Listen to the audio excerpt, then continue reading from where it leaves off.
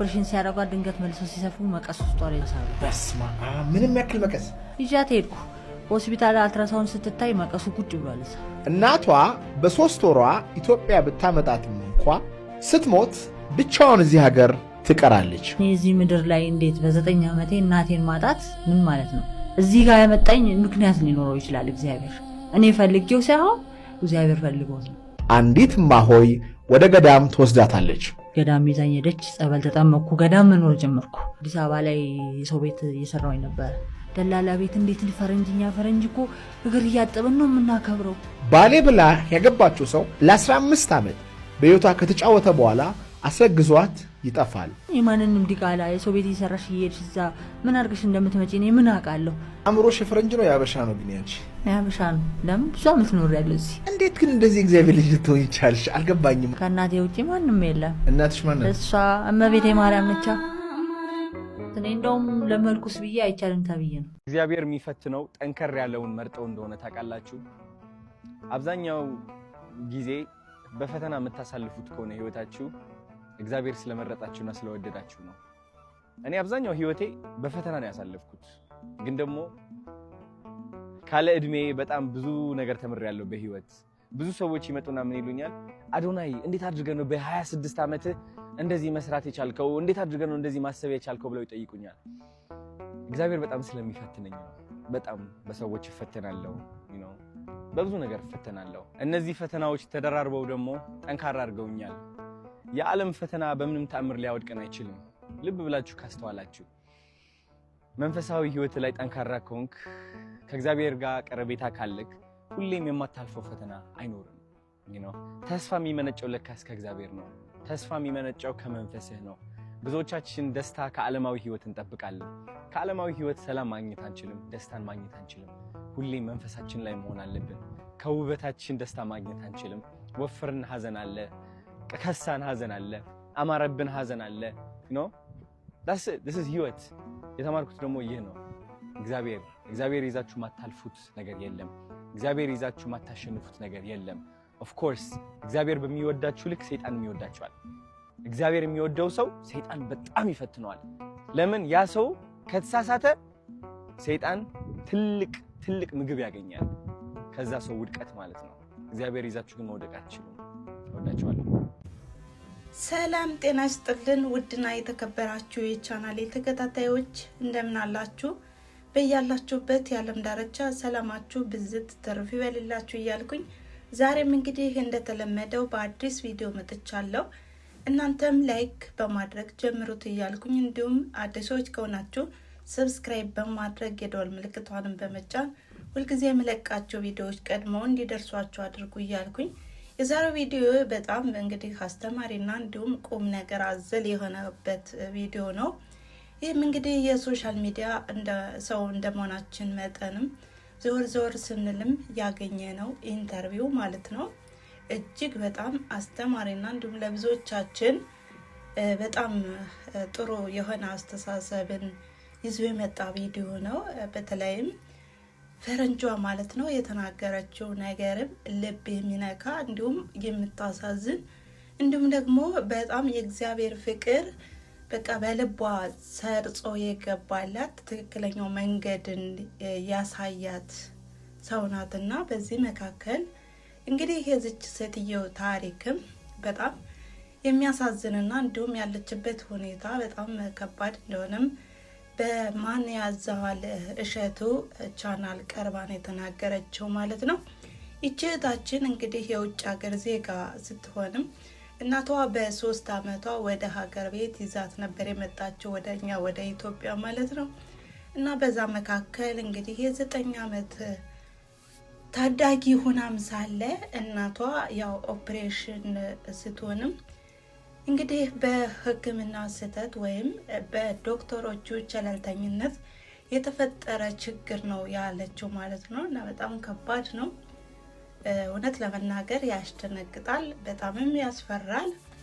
እና ኦፕሬሽን ስትሆንም መቀሱን ረስተውት እና ለከፋ ህመም ተዳረገች ነው ያለችው። ከዛ በኋላ አሟት ወጋኝ ያለች ቆይታም ወደ ሆስፒታል ሰወስዳትም መቀሱ በሆዷ ውስጥ እንዳለ ተነገራት። ከዛ በኋላም ሞተች በ9 ዓመት ያለች እና በዚህ መካከል ወዲያውኑ የገባሁት አንዲት መለኩሴ ነበረችም ወደ ገዳም ይዛኝ አስገባችኝ። በጣም በጥሩ ሁኔታ በጥሩ ስነ ምግባር ማደኩኝ። ከዛ በኋላም ያው ለአቅመ ሔዋንም ስደርስም አፍቅሬ በአንድ ላይ መኖር ጀመርናለች።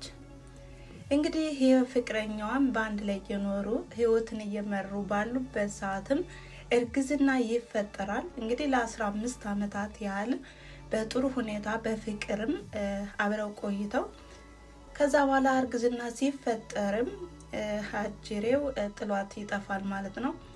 በየትም እየተንዘላዘልሽ እንዴትስ በምን ሁኔታ እንዳረገሽ እኔ እንዴት አውቃለሁ በማለትም ያው ይሄ የእምነት ጉድለት ነው። በጣም በሚያሳዝን ሁኔታ አይደለም እንኳን ለ15 ዓመት አብሯት የቆየው ሚስቱ ይቅርና ብቻ አፈቀርኩኝ ብሎ እስከቀረበ ድረስ ያው ባልና ሚስት ማለት አንድ አካል አንድ አምሳል ነው እና በእንደዚህ አይነት ሁኔታ እንግዲህ ጥሏት ይጠፋል ማለት ነው። ይቼታችን ጥሎ ጠፋኝ ብላ በጣም እግዚአብሔርን አላማረረችም። ልጁንም በጥሩ ሁኔታ ወለደችው ማለት ነው። ስትወልደውም ልጁ እንግዲህ የልብ ህመምተኛ ሆኖ ነው የተወለደው። በዚህ ሰዓት እሷ የምታደርገው የምትጨብጠው ጠፍቶባትም ያው ወዲያውኑም ሁሉንም ነገር መቋቋም ቢያቅታትም ያው ልቡ የሚሰራው አለች በባትሪ ነው ብላለች እና በዚህ ሁኔታ ሆና እያለ እንኳን እግዚአብሔርን አላማረረችም። ሁልጊዜ ስለ እግዚአብሔር በጣም አያልነት፣ ታላቅነት እንዲሁም ደግሞ ዓለም ምን ያህል እያንገላታች እንደምትፈትን እያወቀች እንኳን እሷ ወደ ፈጣሪዋ ነው ዙራ እየተማጸነች ያለችውና በጣም በሚያሳዝን ሁኔታ ግን ባለቤቷ አሁን ላይ ድረስም ልጅህን መተውሰድ ለማለትም እድሉንም አላገኘውም።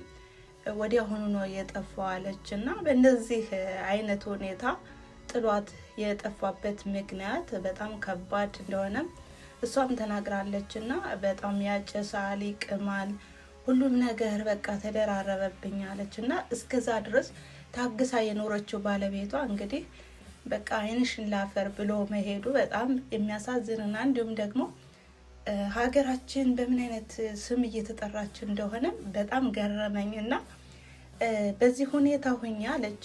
ወደ ስራ ቦታ እንኳን ቀደም ራሱ ስራ ሲሄዳለች ፈረንጅ አይደለሽም እንዴ? ፈረንጅ እንዴት ይቸገራል? ፈረንጅ እኮ ብር አለው እያሉ ያሾፍብኛል አለች እና እስከዚህ ድረስ ነው እና እኔም የሚመስለኝ ራሱ በፊት በልጅነቴ ማለት ነው ፈረንጅ ሁሉ ሀብታም ነበር የሚመስለኝ። በቃ ሞልቶለት ደልቶለት የሚኖር ነበር የሚመስለኝ እና አሁን ደግሞ ያው ሁሉንም ነገር ስትናገረው ያው ፈረንጅ ማለት ፈረንጅ ሀበሻ አይልም ድህነት እና ማጣትም ሁሉን ነገር እንደሚዳስሰውና እንዲሁም ደግሞ ሴትዮዋ እንዳለችው ሁላችንም የእግዚአብሔር ፍጡር እንደመሆናችን መጠንም ፈረንጅ ሀበሻ እየተባባልን ለምንድን ነው መተጋገዝ የሌለብን በማለትም እንግዲህ ለህዝቡ ማስተምራለች ማለት ነው።